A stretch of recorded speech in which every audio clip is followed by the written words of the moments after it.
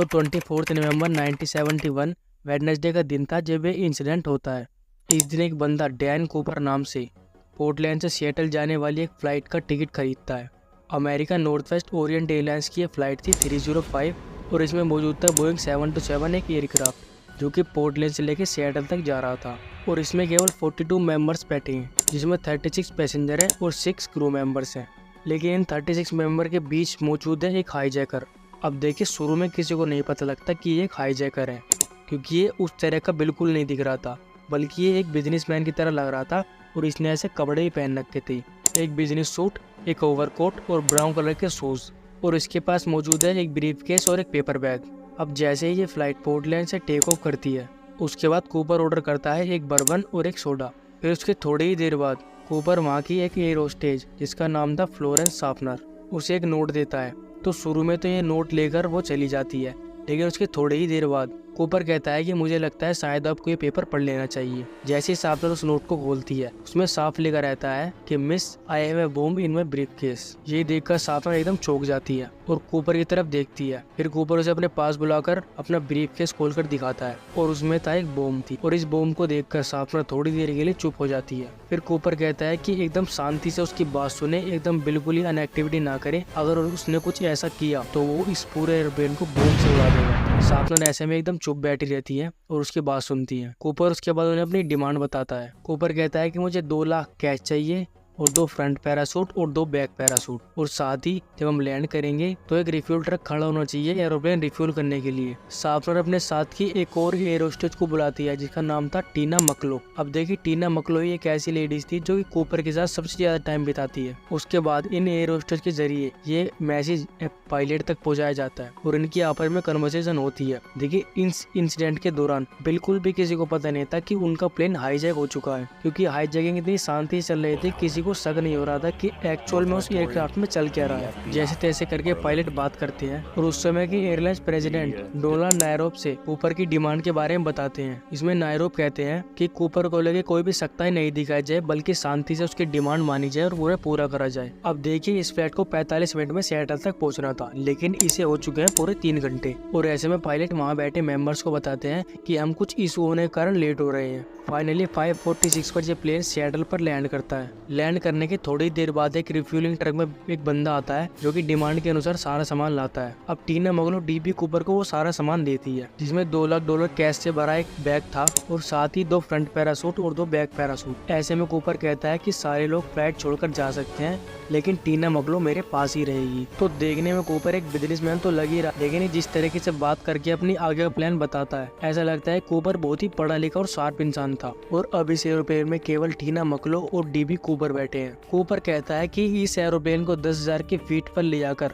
Mexico city ले चलो और इसके विंग पोजीशन को 50 डिग्री पर रखो और जितना स्लो हो सके उतना स्लो इस एरोप्लेन को उड़ाओ। अब कूपर के कहे मुताबिक पायलट ये करते हैं। जैसे ही पोर्टलैंड और मैक्सिको के मिड में पहुंचते हैं, उसके थोड़ी ही देर बाद कूपर टीना मकलो को कॉकपिट में जाने को कहता है। देखिए, कॉकपिट एरोप्लेन का वो हिस्सा होता है जहाँ पर सारे पायलट बैठते हैं। टीना को कॉकपिट में भेजने के बाद कूपर उस एयरक्राफ्ट का बैक स्टार केस ओपन करता है और थोड़ी देर बाद सारे पैसों को लेकर वहाँ से जंप कर देता है।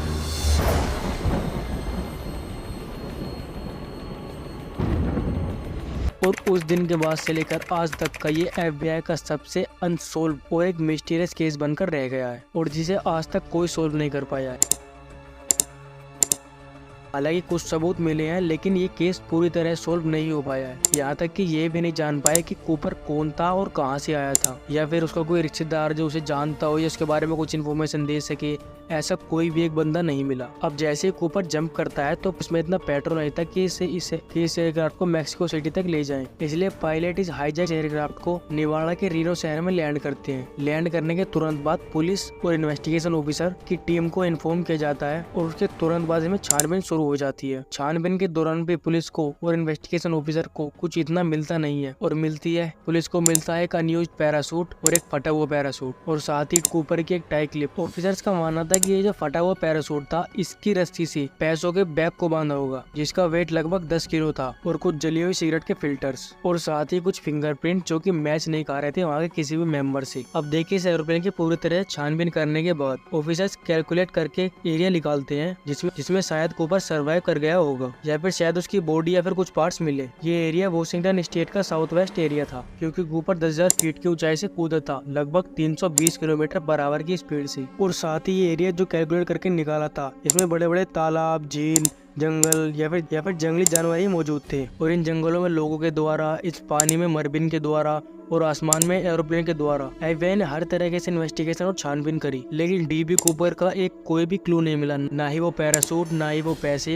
हालांकि कुछ समय बाद एफबीआई का लगा कि कूपर डेड हो गया होगा, लेकिन उसी दौरान एक ऐसा इंसिडेंट होता है जो कि इस केस को दोबारा हवा दे देता है। एक हाईजैकर सेम कॉपी करता है डीबी कूपर की, और इसका नाम था मार्टिन जे मैकनली। ये सेंट लुइस से तुल्सा जाने वाली फ्लाइट को हाईजैक करता है, और इसमें अमेरिका एयरलाइंस का 119 बोइंग 727 एयरक्राफ्ट मौजूद था, और ये डिमांड करता है $5 लाख की। और मैकनली कूपर के कंपैरिजन में दोगुनी स्पीड पर और दोगुनी ऊंचाई से कूदता है, लेकिन कुछ दिनों बाद ये पकड़े जाते हैं और ये सर्वाइव कर लेते हैं। यहाँ से एफबीआई का विश्वास और भी मजबूत हो गया था कूपर के लिए। और साथ ही एक और बंदा था रिचर्ड मैकॉय, जो कि एक आर्मी वेस्टर्न भी था। इसने भी कूपर की तरह सेम हाईजैकिंग की, और ये बोइंग 727 एयरप्लेन से 4 पैरासूट लेकर कूदा, लेकिन 2 दिन बाद ये पकड़े जाते हैं और इन्हें जेल में डाल दिया जाता है। लेकिन मैकॉय के बारे में एक बात और थी, इसका हुलिया हूबहू डीबी कूपर से मिल रहा था, और एफबीआई का इन पर सबसे ज्यादा शक था। एक बार को तो एफबीआई ने ये समझा कि शायद यही डीबी कूपर है, और इसने दोबारा हाईजैकिंग करने की कोशिश की है। लेकिन थोड़े दिनों तक और छानबीन करने के बाद पता चलता है कि डीबी कूपर ने जिस दिन हाईजैकिंग की थी, मैकॉय उस दिन अपने घर थे और अपनी फैमिली के साथ टाइम स्पेंड कर रहे थे। लेकिन इन 2 हाईजैकिंग होने के बाद पुलिस का विश्वास एकदम मजबूत हो गया था कूपर को लेकर। फिर ये और इन्वेस्टिगेशन करते हैं, और इस हाईजैकिंग के लगभग 8 साल बाद सन 1979 को, जब एफबीआई के हाथ कुछ भी क्लू नहीं लग रहा था, तब एक ऐसे बंदे की एंट्री होती है जो कि इस पूरे केस को खोल कर रख देता है, जिसका नाम था टॉम बोहन। ये इन्वेस्टिगेशन ऑफिसर से कहते हैं कि कूपर को लेकर आपने जो भी कैलकुलेशन की है वो पूरी की पूरी गलत है, और ये कहते हैं कि मुझे लगता है कि आपको वोशुगल रिवर के आसपास सर्च करना चाहिए। और जैसे ये वहाँ सर्च करने के लिए पहुंचती है, वह देखते हैं कि 8 साल का लड़का जिसके हाथ में एक बैग है, और इसमें वही $20 के बिल्स है जो कि उस रात कूपर लेकर कूदा था, और इसमें वही सीरियल नंबर थे जो कि एफबीआई ने नोट डाउन कर रखे थे और न्यूज में दिखाए थे। फाइनली एफबीआई वहाँ पर और रिसर्च करती है, और उन्हें टोटल $5,800 मिलते हैं। एक खास बात यही थी कि और वो जो 8 साल का लड़का था, इन पैसों में से उसे कुछ % का हिस्सा मिलता है इनाम के तौर पर। कुछ डॉलर्स नदी में बहते हुए मिले। अब बात आती है कि टॉम बोहन कौन थे। देखिए, टॉम बोहन कॉन्टिनेंटल एयरलाइंस के एक पायलट थे, और इस एयरलाइंस को 1934 में बनाया गया। अब बात आती है कि टॉम बोहन की कैलकुलेशन इतनी अच्छी कैसे थी। अब देखिए, जिस दिन ये हाईजैक हुआ,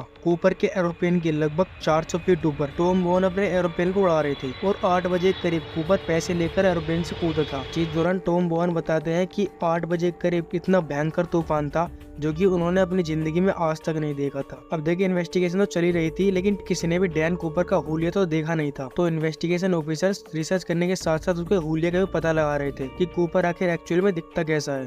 अब इन्वेस्टिगेशन ऑफिसर 800 लोगों के स्केच को सस्पेक्ट करते हैं, और जिनमें से 24 एलिमिनेटेड होते हैं। इस दौरान टीना मैकलो से भी इन्वेस्टिगेशन करी गई। इसमें टीना मैकलो बताती है कि कूपर की हाइट लगभग 5 से 6 फीट की होगी, और उसकी एज थी mid-40s, और ब्राउन आइज थी और लो वॉइस थी, और कपड़े के मामले वो एक बिजनेसमैन की तरह लग रहा था। इसी के बिहाफ पर एफबीआई स्केच बनवाती है। अब देखिए, मैंने आपको शुरू में ही बताया था कि एक बंदा डैन कूपर नाम से टिकट खरीदता है, लेकिन अब तक के सारे कॉमिक्स,